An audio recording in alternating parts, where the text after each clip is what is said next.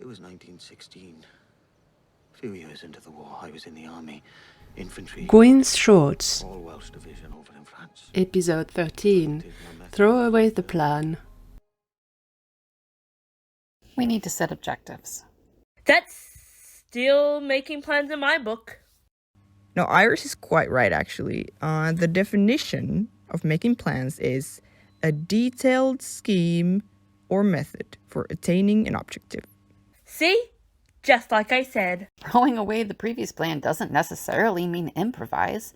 We need to at least decide what we will do next. Yeah, you do have a point there. Wait, when did Gwen fall asleep? What? Gwyn was no longer sitting on the matchbox. He had placed his tiny glasses and his tiny jacket on it, had wrapped himself in a napkin, and had laid down directly on the table. He was sound asleep. I suppose it makes sense. Because he's tiny? Maybe he gets tired faster? I'll crochet him a proper blanket. And I will look around to see if there's something that can be used as a bed for him.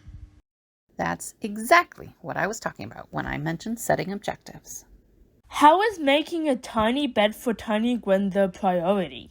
In case you have all forgotten, he's a World War I veteran. He's used to sleep wherever he can. It doesn't mean that he's not allowed to have a cozy bed. Fine. While you're all pamper Gwen, I'll focus on finding a way to get more information about the bounty. I've got an idea. Weren't you supposed to find a bed for Gwen?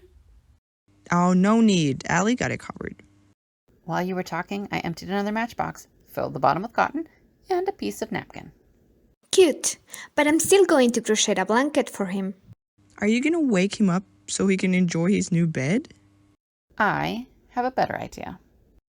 Alie scooped Tiny Gwyn very carefully in the palm of her hand and gently placed the sleeping scientist in the matchbox. I was literally holding my breath here. Me too. I was afraid this would wake him up. I was about to say something, but you know what? Never mind. Oh, admit it. You were holding your breath too. No, I wasn't. No, come on. It's okay to admit that you care about Tiny Gwyn too. Fine, alright. I find Tiny Gwyn cute. Are you happy now? Oh, I'm always happy. Except when I'm not. Alie, is there something wrong? You seem worried. I was thinking about Alan. He really wants Gwyn back to his normal size ASAP. And you're worried that only Astra can reverse the spell. But with Astra locked away in the time prison. One problem at a time, okay? Plus, Gwyn doesn't seem to mind being tiny. Iris is right.